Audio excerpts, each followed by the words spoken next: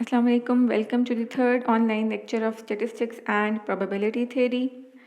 Previous lecture में हमने कुछ basics definitions पढ़ी थी जिसमें random experiment, sample space, events. Event is the subset of the sample space. कुछ events define किए थे हमने जिनमें mutually exclusive event, exhaustive event, equally likely event पढ़ा था.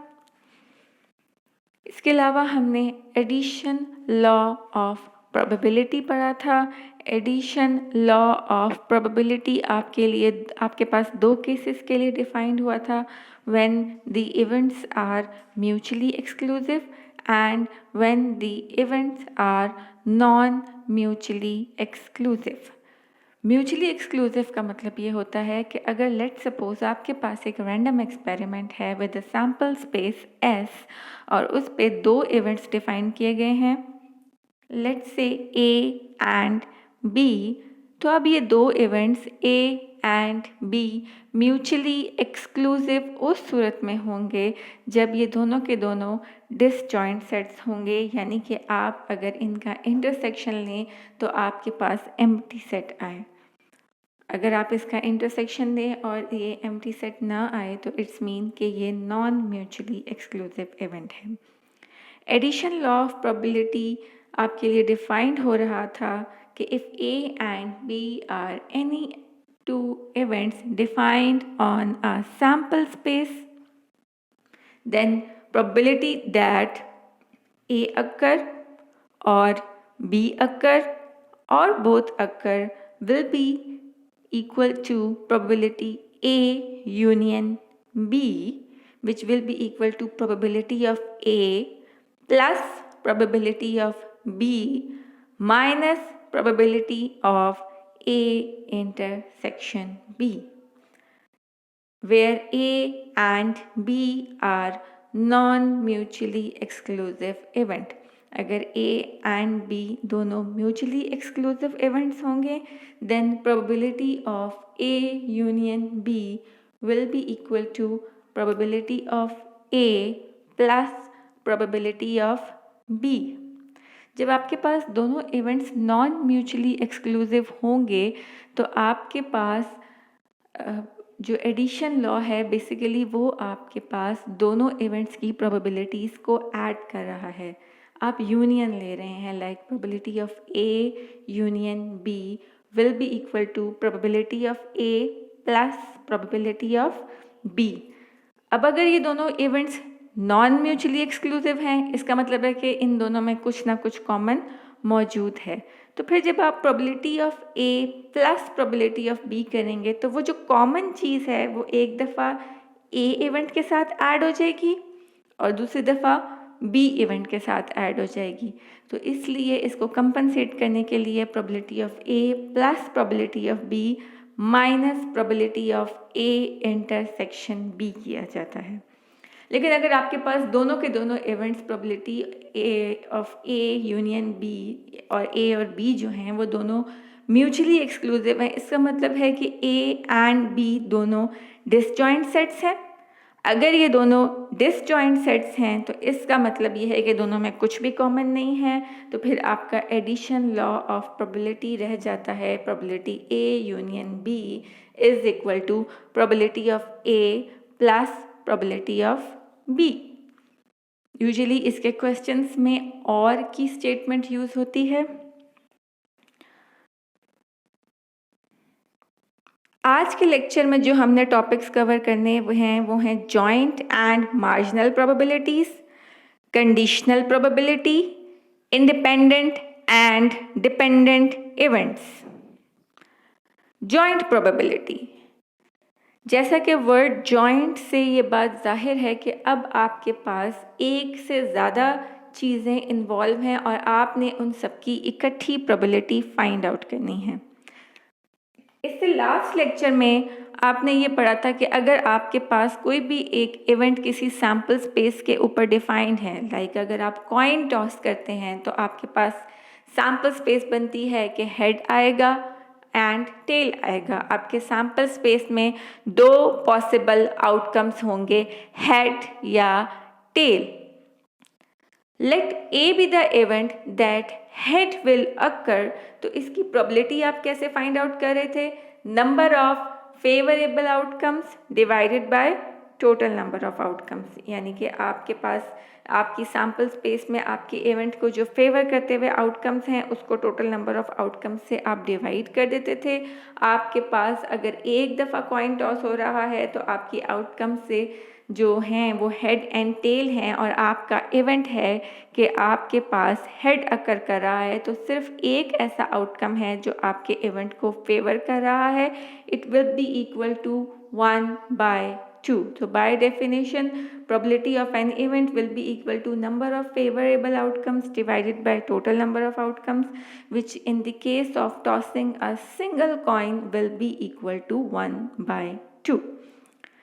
नाउ अगर आप एक से ज़्यादा इवेंट्स की प्रोबेबिलिटी में इंटरेस्टेड हैं, लाइक आपके पास 2 इवेंट्स हैं अब A एंड B, और आपके पास joint probability is the probability of event A occurring at the same time that event B occurs, यानी कि अगर आपके पास 2 इवेंट्स हैं A एंड B, अब इन दोनों इवेंट्स के at the same time occur करने की प्रोबेबिलिटी को हम जॉइंट प्रोबेबिलिटी कहेंगे।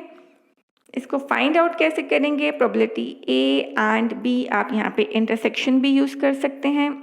यूजुअली जो आपका यूनियन है U वो एडिशन के लिए यूज़ होता है, और जो N है वो इंटरसेक्शन के लिए यूज़ होता है या एंड के लिए यूज़ होता है। अगर हम बेसिक डेफिनेशन से कंपेयर करें तो आपके पास क्या होती है? Number of favourable outcomes divided by total number of outcomes. तो जॉइंट प्रोबेबिलिटी में भी आपके पास सेम वही सिचुएशन होगी, number of outcomes satisfying A and B। इससे पहले क्योंकि आप एक ही इवेंट को कंसिडर करते थे इसलिए सिर्फ उसी इवेंट के आउटकम्स होते थे। नाउ आपने जॉइंट प्रोबेबिलिटी फाइंड आउट करनी है, इसलिए आपके पास नंबर ऑफ आउटकम्स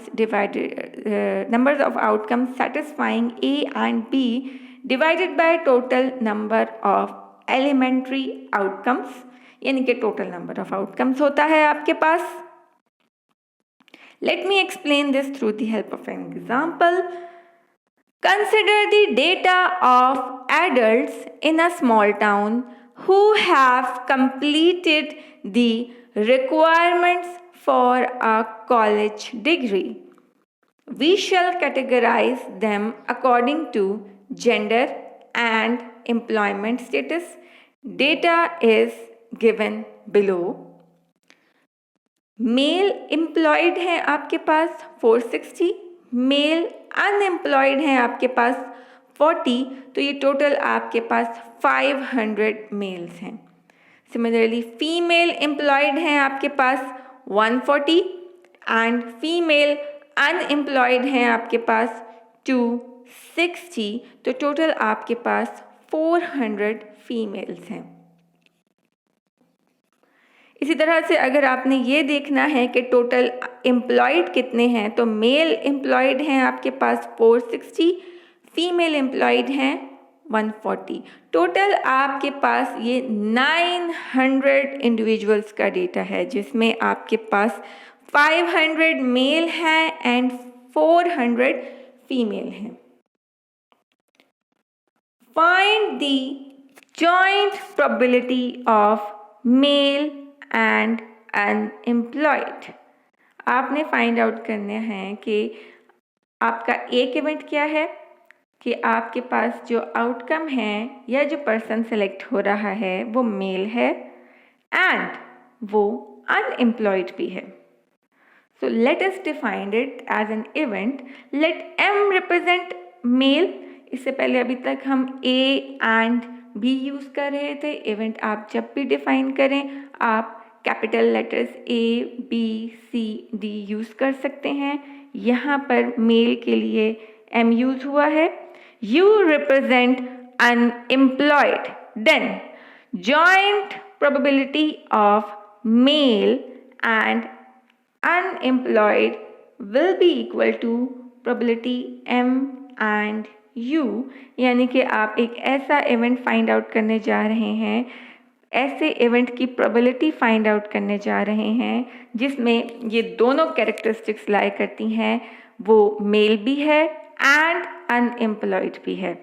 एक बात यहाँ पे जहन में रख लें, एडिशन लॉ में और का वर्ड यूज़ आ रहा था। जब और का वर्ड होता है इसका मतलब है कि दोनों में से कोई एक अकर कर जाए, आइदर द फर्स्ट वन और द सेकंड वन, या दोनों की दोनों अकर कर जाएं। बट जब आप एंड का वर्ड यूज़ करते हैं तो इट्स मीन कि ये दोनों की दोनों कैरेक्टरिस्टिक्स आपके सिलेक्टेड इंडिविजुअल में या सिलेक्टेड इवेंट में लाई करनी चाहिए। So by applying the definition, number of favorable outcomes divided by total number of outcomes, अगर आप joint probability के केस में हैं तो number of outcomes satisfying the both characteristics divided by total number of outcomes. Like here is number of outcomes satisfying M and U, where M represent male and U represent unemployed, divided by total number of outcomes would be equal to 40 by 900. Where I have got this 40, let's go back to the table. आपके पास वो लोग select करने हैं जो mail भी हैं and unemployed भी हैं। तो if you see the green highlighted area, ऐसे 40 लोग हैं जो अनएम्प्लॉयड भी हैं एंड मेल भी हैं। तो आपके जो इवेंट आपने डिफाइन किए हैं, मेल भी हो एंड अनएम्प्लॉयड भी हो, उसके फेवरेबल आउटकम्स 40 हैं। Divided by total number of outcome वो आपके पास 900 हैं। तो the joint probability will be equal to 40 by 900. Marginal probability, joint probability में आप एक, दो या दो से ज़्यादा कैरेक्टरिस्टिक्स लाए करते हो, उस चीज़ की प्रोबेबिलिटी आप फाइंड आउट कर रहे थे। मार्जिनल प्रोबेबिलिटी में आप किसी एक कैरेक्टरिस्टिक को ध्यान में रखेंगे, बाकी उसके अंदर जितनी भी कैरेक्टरिस्टिक्स लाई कर रहे हैं, you are concern with the marginal probability of the particular event. Like let me explain this through the example. आपकी जो प्रीवियस एग्जांपल है उसमें आपके पास, अगर हम ये मार्जिनल प्रोबेबिलिटी को लेके चलें, from previously defined data we will find the marginal probability of male. आपने फाइंड आउट करनी है मार्जिनल प्रोबेबिलिटी ऑफ मेल। अब आपके पास अगर इस डेटा को देखा जाए तो आपके पास जो मेल है वो दो तरीकों से क्लासिफाइड है। The first one is he is employed, the second one is he is unemployed. यानी कि यहाँ पे दो कैरेक्टरिस्टिक्स इन्वॉल्व हैं। तो अगर आप मेल की प्रोबेबिलिटी फाइंड आउट करने जा रहे हैं तो आपके पास क्या क्या सिचुएशन हो सकती है। आपका जो सिलेक्टेड पर्सन है वो मेल हो एंड एम्प्लॉयड हो, या फिर आपका सिलेक्टेड पर्सन मेल हो एंड अनएम्प्लॉयड हो। आप एंड और की स्टेटमेंट पे गौर कीजिएगा। आपके पास दो सिचुएशन हो सकती हैं मेल के सिलेक्ट होने की, या फिर आपके पास मेल सिलेक्ट हो जाए एंड वो एम्प्लॉयड हो, और मेल सिलेक्ट हो जाए एंड वो अनएम्प्लॉयड हो। तो अगर आप इस स्टेटमेंट को देखें, प्रोबेबिलिटी M एंड E, यानी कि मेल सिलेक्ट हुआ है एंड वो एम्प्लॉयड है, this is the first way to select the mail.